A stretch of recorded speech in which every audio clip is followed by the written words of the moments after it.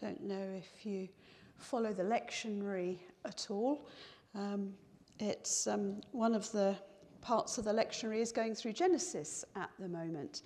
And I was completely delighted when I saw the reading for this morning, because the reading this morning is about Hagar, if you know who Hagar is.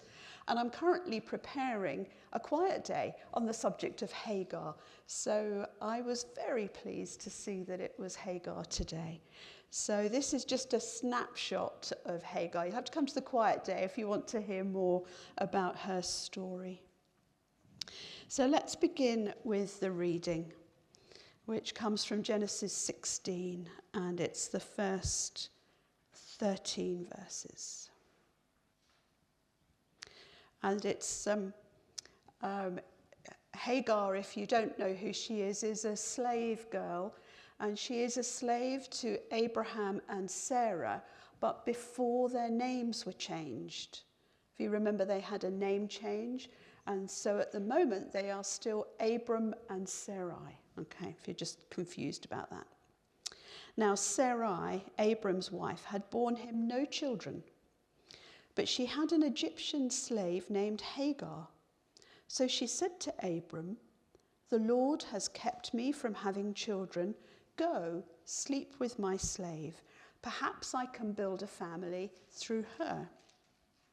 Abram agreed to what Sarai said.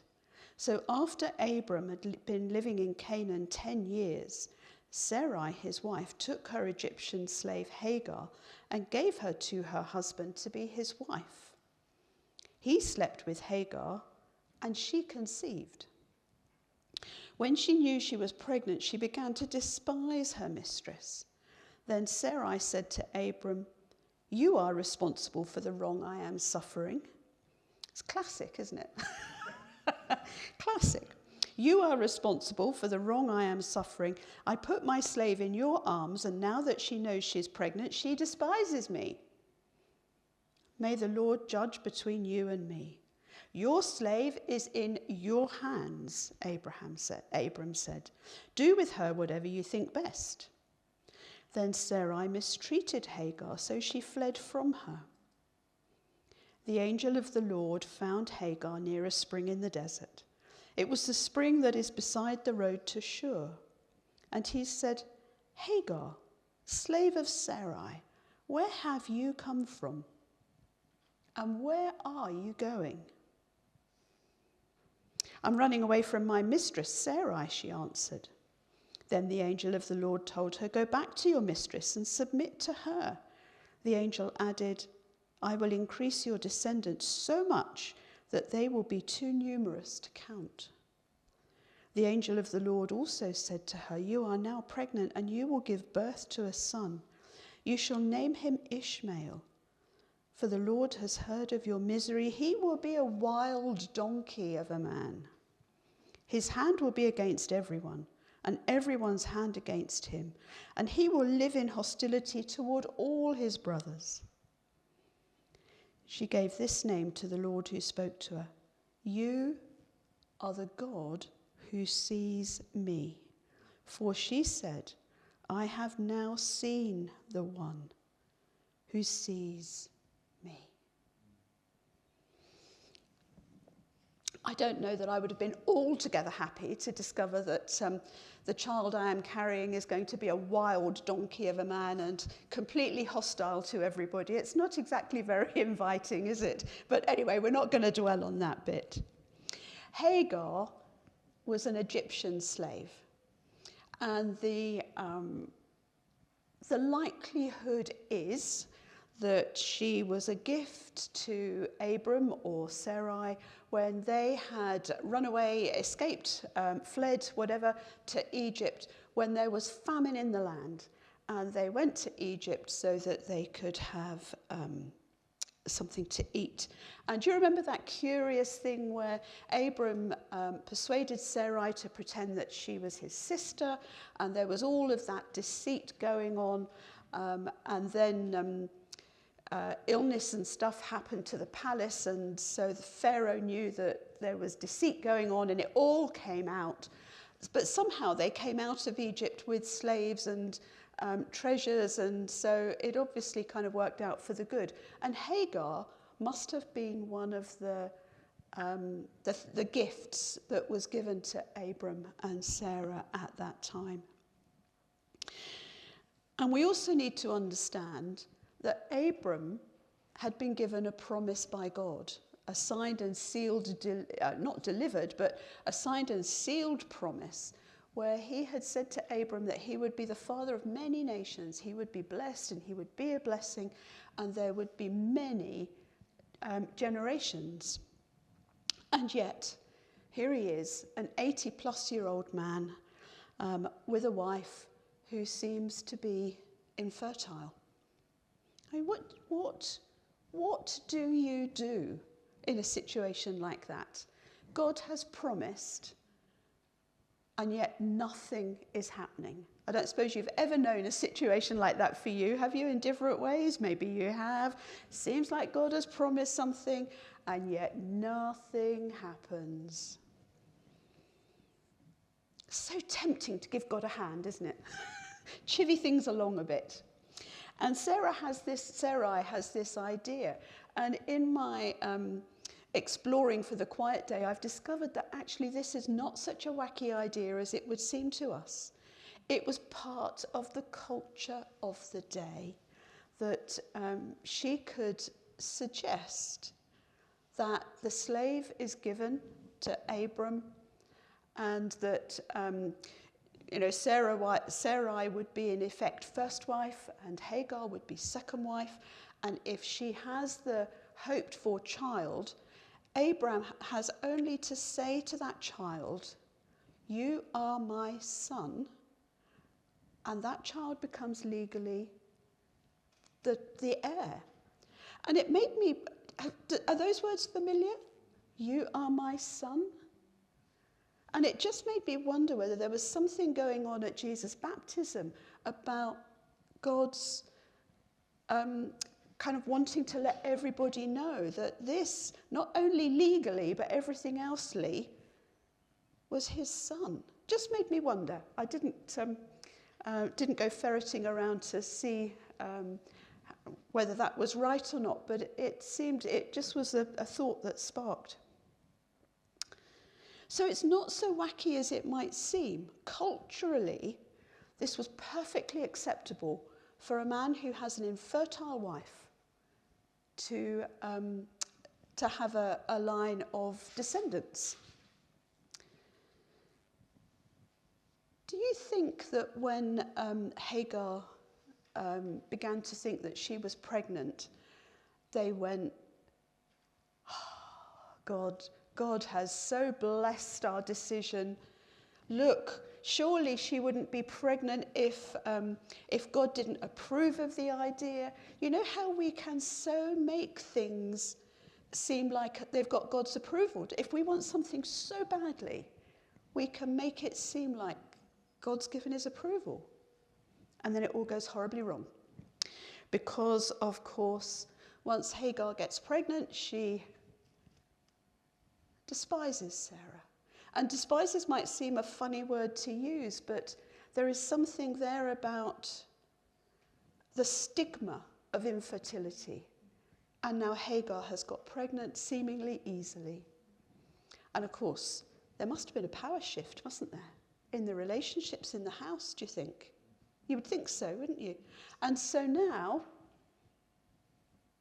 Sarai doesn't like this at all. So she mistreats Hagar and Hagar runs away. Simple as that.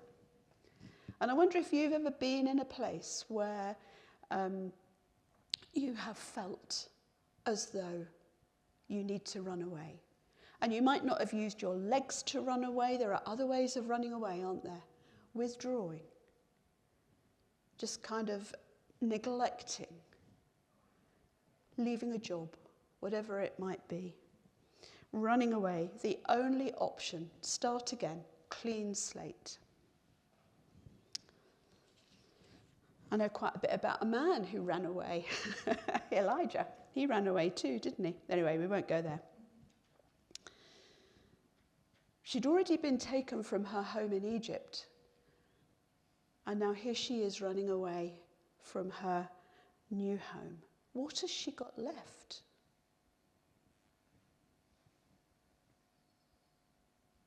What options did she have?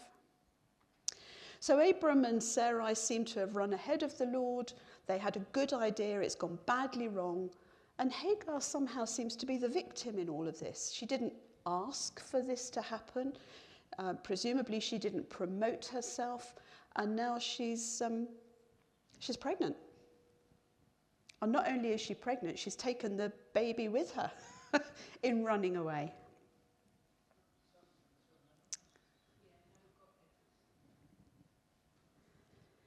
And she sits in the desert and probably thinks, wouldn't it be best if I just curled up and died? Best for everybody. But that's not in the plan. It's not in the plan at all, because she is visited by an angel of the Lord. You can come down here if you want to. She's visited by an angel of the Lord. And we see that phrase used in the Old Testament. Sometimes the phrase, an angel of the Lord, is a messenger. Sometimes it literally is an angel. And sometimes it's a manifestation of God himself. And we don't always know which of those it is, but very clearly a representative of God in some way or another. And this messenger, this angel, addresses Hagar by name and places her within the household. Because he says, Hagar, slave of Sarai. He knows precisely who she is.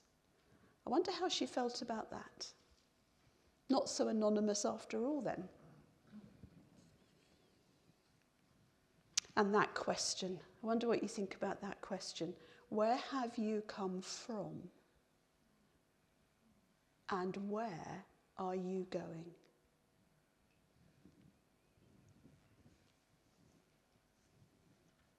And then the angel brings a prophecy to her about her child.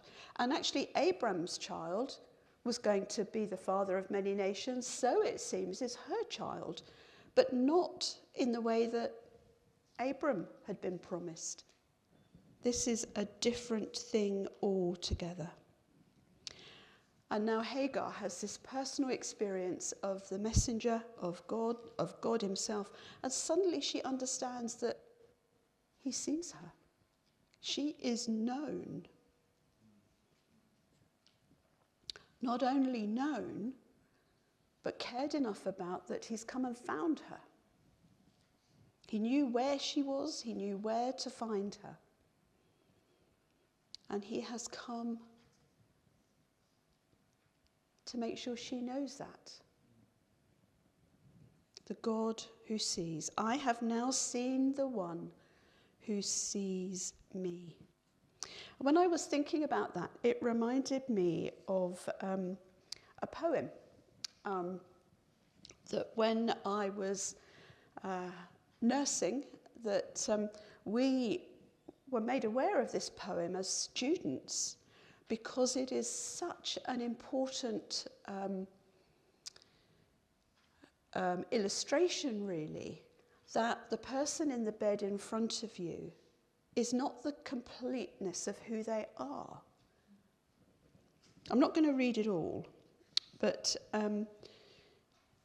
maybe you know it. What do you see, nurse?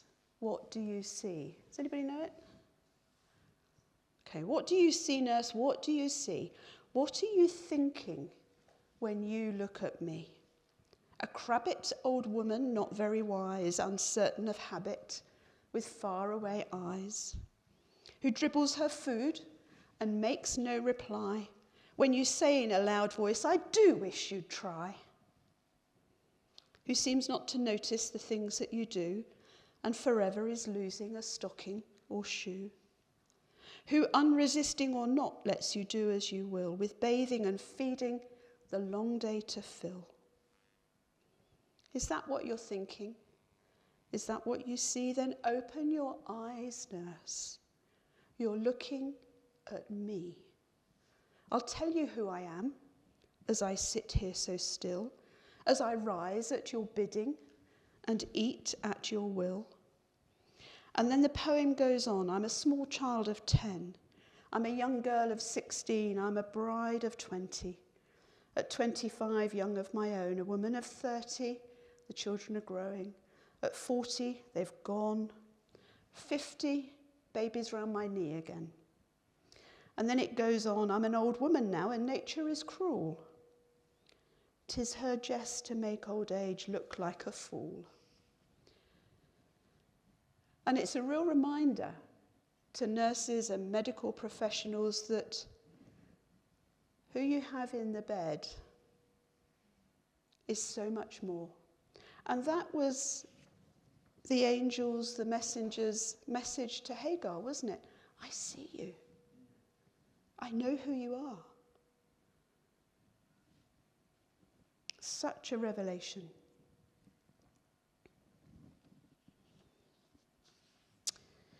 And basically the message to Hagar at this point was go home. That must have taken some courage, mustn't it, to go home? Will I be well received? Will I be welcome?